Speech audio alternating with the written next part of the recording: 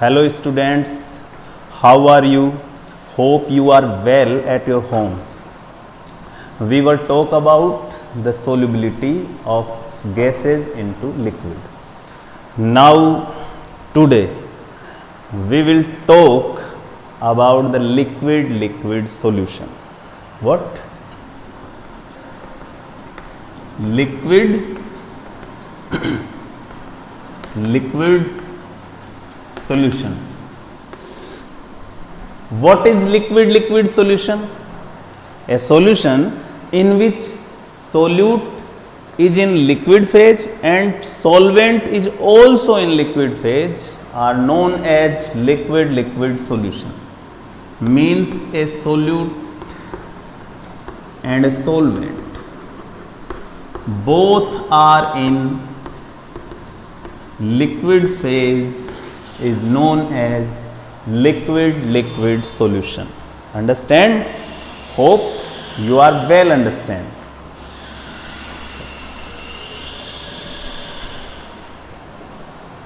Means किसी भी solution में यदि सोल्यूट और सोलवेंट दोनों लिक्विड फेज में होते हैं उसको लिक्विड सॉल्यूशन हम कहते हैं. Before I teach you what the properties of liquid solution and some other laws, all of first we should know about two procedures. First, vaporization, and second is boiling. What is vaporization and what is boiling? Two different words but procedure are same. What is the procedure? इन दोनों procedures में जो liquid है will change into gaseous phase. Liquid will change into gaseous phase in both these procedures. So what is the difference between vaporization and boiling? I'll tell you. Vaporization is spontaneous process, means अपने आप होने वाला process, and in this process means boiling we should provide heat to the solution, to the liquid, then it converts into gaseous phase. Means vaporisation spontaneous से अपने आप होता है. Boiling में आपको बॉईल करना पड़ेगा, उबालना पड़ेगा, हीट देनी पड़ेगी किसी भी लिक्विड को, तब वो चेंज होगा गैसेस फेज में. कहने का मतलब किसी भी लिक्विड का अपने आप या स्पॉन्टेनियसली गैसेस फेज में चेंज हो जाना वेपराइजेशन कहलाता है. वेपराइजेशन उसको अपन कहते हैं. और किसी भी लिक्विड को उसके बॉइलिंग पॉइंट तक जब अपन हीट देते हैं तब वो चेंज होता है लिक्विड से गैसेस फेज में, तो वो प्रोसीजर बॉइलिंग कहलाता है. जैसे बारिश होती है, बारिश का पानी खड्डों में भर जाता है, थोड़े दिनों बाद 1, 2, 3 दिन बाद में वो पानी अपने आप सूख जाता है, तो वो वेपराइज हुआ है, न कि बॉइल हुआ है, अपने आप हुआ है. हम गीले कपड़े सुखाते हैं, वो अपने आप सूखते हैं. पानी अपने आप वेपराइज होता है समुद्रों से, नदियों से, रिवर्स से, ओशियंस से, और वो रेनिंग वाटर के रूप में नीचे आता है, तो वो भी वेपराइजेशन का ही एक एग्जाम्पल है. बॉइलिंग हम सर्दियों में नहाने के लिए पानी गर्म करते हैं, कोई किचन में कुछ भी पका रहे हैं तो भी बॉइल करते हैं वाटर को. मीन्स प्रोसीजर सेम है, दोनों में लिक्विड चेंज होगा गैसेस फेज में, लेकिन डिफरेंस ये है कि ये स्पॉन्टेनियस है और ये नेचुरल नहीं है, स्पॉन्टेनियस नहीं है, इसमें आपको हीट करना पड़ेगा. तो what is vaporisation? You should no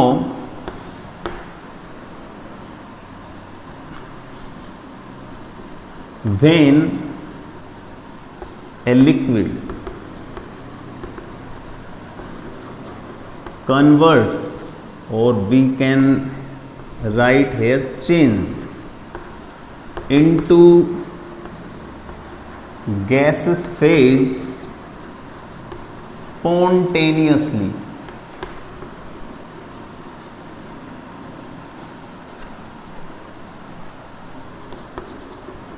then it is known as vaporisation. Vaporisation इस सिलेबस में हमारे लिए बहुत इंपॉर्टेंट है, तो आपको याद रखना है what is vaporisation when a liquid change into gaseous phase. ये तो होगा, लेकिन कैसे?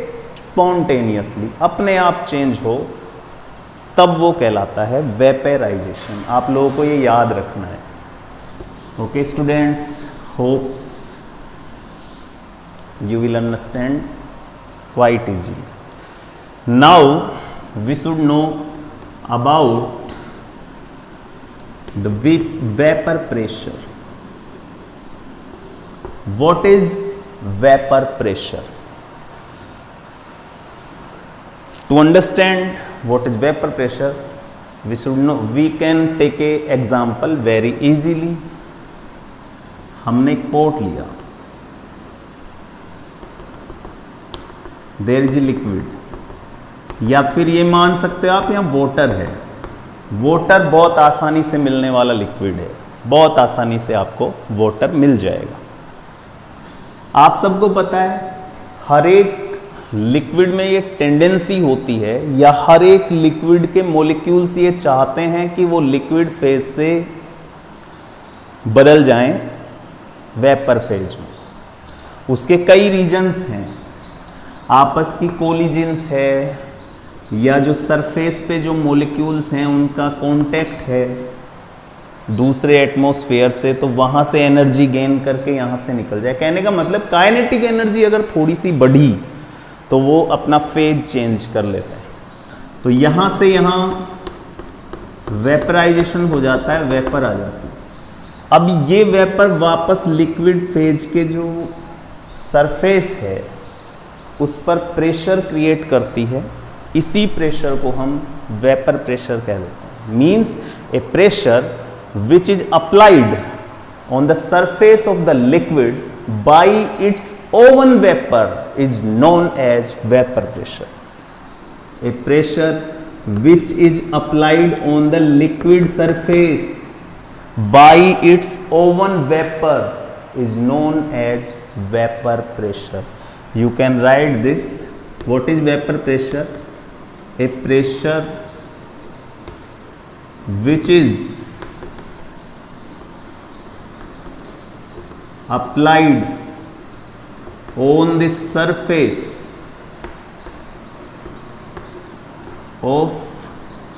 of the liquid by its oven vapor is known as vapor pressure. Understand? A pressure which is applied on the surface. A pressure which is applied where? On the surface of the liquid. Understand? By its own vapour, किसी और की vapour नहीं है, यही इसी की vapour द्वारा लगाया गया जो प्रेशर है, सी को हम कहते हैं vapour pressure. Understand? Very easy. If you have some problem then you can call me directly. Okay, आप लोगों को मैंने 2-3 पॉइंट्स बताए जो बहुत इम्पोर्टेंट है हमारे लिए। एक vaporisation and boiling. Vaporisation spontaneously होता है, बॉइलिंग हमें करना पड़ता है, वर्क करना पड़ता है, गर्म हीट प्रोवाइड करवानी पड़ती है। वेपर प्रेशर क्या है? Vapour pressure is a pressure which is applied on the surface of the liquid by its own vapour is known as vapour pressure. Student, you should remember this, क्योंकि आगे के 1-2 topic vapour, या मैं ये कहूँ कि आगे का पूरा चैप्टर अब वेपर प्रेशर पर ही डिपेंड है। तो आपको वेपर प्रेशर ध्यान रखना है। किसी भी लिक्विड के मॉलिक्यूल्स की ये टेंडेंसी होती है कि वो वेपर में चेंज होते हैं, वेपराइज होते हैं। वेपराइज मॉलिक्यूल फिर प्रेशर क्रिएट करते हैं वापस उसी लिक्विड की सरफेस पर, और उसी प्रेशर को हम वेपर प्रेशर कहते हैं। Understand? Now we should talk about the vapour pressure of liquid solution.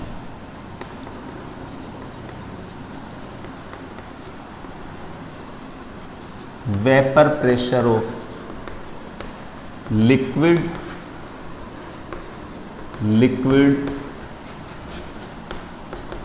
Solution. Liquid solution भी आपको पता है और वेपर प्रेशर भी आप अच्छे से जानते हैं, तो यहां बताने की मुझे आवश्यकता नहीं है। देखिए, हम इस चैप्टर में जो पढ़ेंगे वो बाइनरी सॉल्यूशंस पढ़ेंगे। मैं आपको पहले ही क्लियर कर दूं what we should study. Binary solution. What is binary solution? A solution which contain only two components. मतलब जो सॉल्यूशन, कोई सॉल्यूशन ऐसा है जिसमें केवल दो ही कंपोनेंट हो, बाइनरी होता है, जिसमें एक सोल्यूट होगा और एक सॉल्वेंट होगा। तो हमारे सिलेबस में केवल बाइनरी सॉल्यूशन है, मतलब हम एक सोल्यूट और एक सॉल्वेंट की ही यहाँ पे बात करेंगे। ट्राइनरी या क्वार्डनरी जो सॉल्यूशंस हैं उनकी हम बात नहीं करेंगे। तो what is the vapour pressure of liquid solution? Okay, you well know, we take a pot and in this A and B, two liquids which are volatile and B are volatile liquids। volatile liquids मतलब vaporise होंगे। इसका मतलब यहां जो vapour होगी उसमें A और B दोनों के मॉलिक्यूल होंगे। Means suppose A solution contains A and B both volatile liquids, then its vapor also contain both A and B molecules. Understand?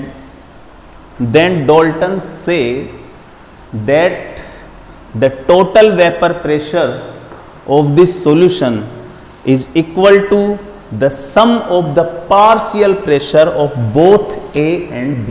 Means इस सॉल्यूशन का जो वेपर प्रेशर होगा, क्योंकि वेपर में दोनों वोलेटाइल लिक्विड्स के मॉलिक्यूल्स हैं, इसलिए जो इस सॉल्यूशन का टोटल वेपर प्रेशर होगा P, वो इक्वल टू होगा इन दोनों वोलेटाइल जो लिक्विड्स हैं उनके पार्शियल वेपर प्रेशर के।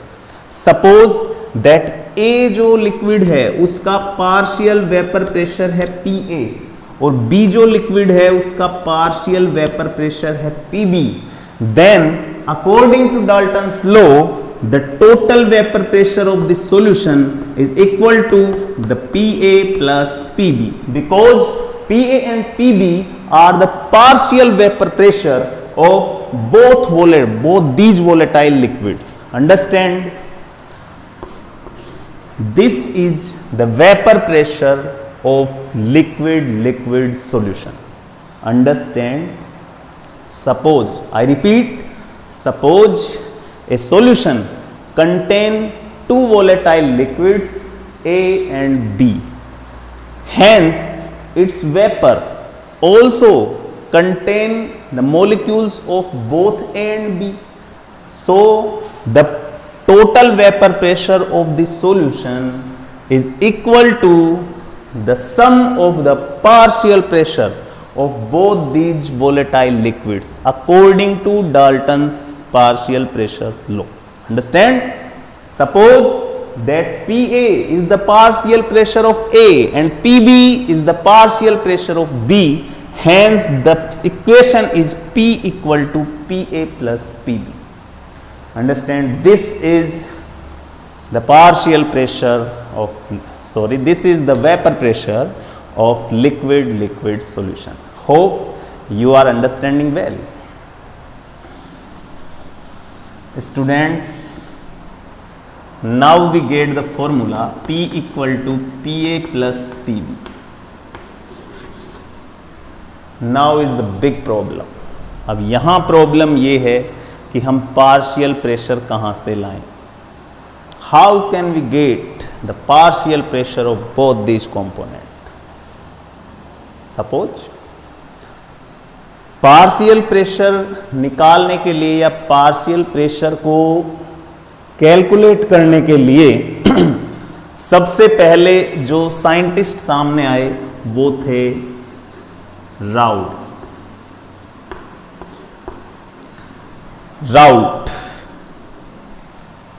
राउल्ट ने कंपोनेंट के पार्शियल प्रेशर और जो सॉल्यूशन में उनके मोल फ्रैक्शन प्रेजेंट हैं उनके बीच में एक रिलेशनशिप बताया। उसी रिलेशनशिप को हम राउल्ट्स लॉ कहते हैं। This relationship is known as Raoult's law. Raoult explain the relationship between the partial pressure of the component and the mole fraction which is present in the solution, and this relationship is known as Raoult's law. So what is Raoult's law? According to this law, at constant temperature, temperature मैं इसलिए कह रहा हूं क्योंकि temperature से solubility change हो जाती है। Eight constant temperature the partial vapour pressure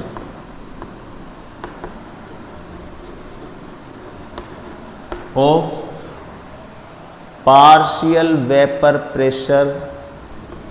A component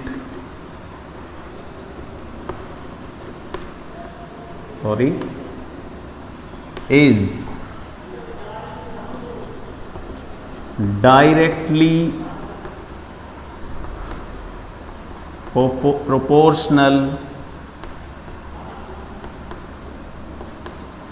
to the mole fraction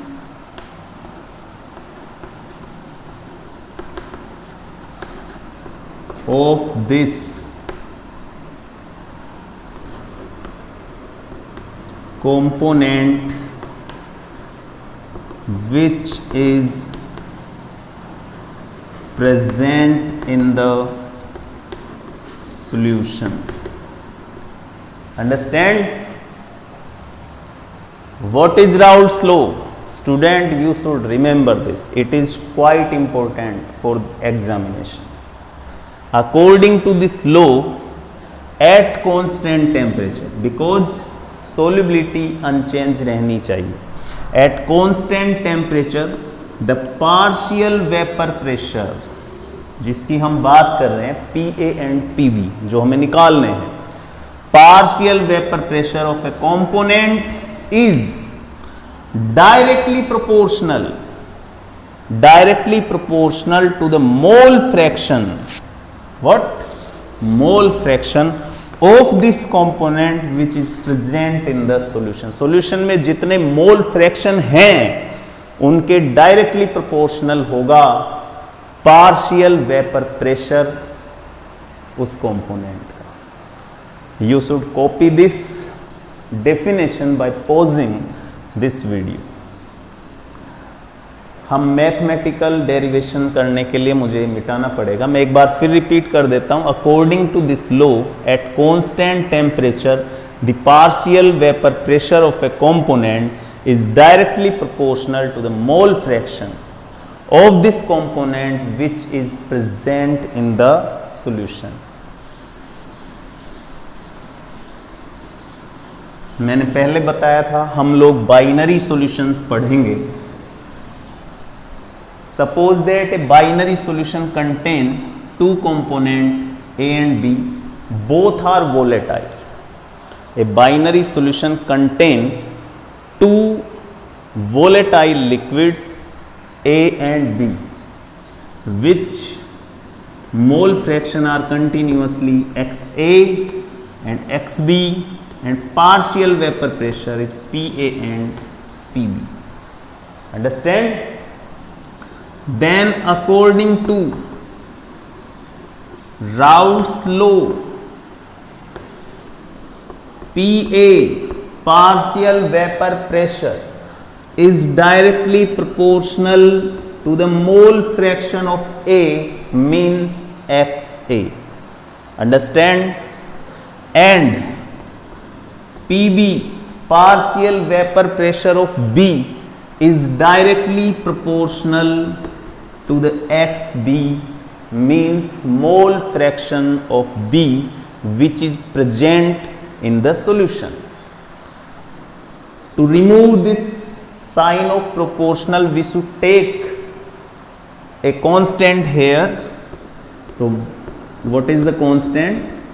P naught A into XA, and here PB equal to P naught B into XB. What is P naught A? P naught A is the vapor pressure of A at pure phase. Okay, not in the solution phase, at pure phase. P naught B again is the vapor pressure of B at pure phase. You should copy this. Again, PA, which is the partial pressure of component A, is directly proportional to XA, which is the mole fraction of component A, according to Raoult's law, and PB also directly proportional to the XB, according to Raoult's law. To remove this sign of proportional, we should take a constant P naught A, then formula become PA equal to P naught A into XA. What is P naught A? Vapor pressure of A at pure phase. Okay students, and here P naught B is the vapor pressure of B at pure phase. Pure phase में जो vapour pressure होते हैं, यहाँ पे आपको ये भी एक जानकारी मिल रही है कि वो कांस्टेंट होते हैं. किसी भी लिक्विड का प्योर फेज में वेपर प्रेशर कांस्टेंट होगा. स्टूडेंट्स, राउल्ट्स लॉ को हम आगे प्रोसीड करेंगे. Hope you are understand well, and यहाँ तक आपके अच्छे से समझ आया होगा. फिर भी कोई प्रॉब्लम हुई तो आप मुझे कॉल कर सकते हैं. इसके आगे हम नेक्स्ट क्लास में डिस्कस करेंगे राउल्ट्स लॉ की जो डेरिवेशन है और राउल्ट्स लॉ का जो ग्राफिकल रिप्रेजेंटेशन है हम डिस्कस करेंगे नेक्स्ट क्लास में. Thank you very much. Stay home, stay safe and keep continue your study with Rajasthan Public Schools online classes. Thank you.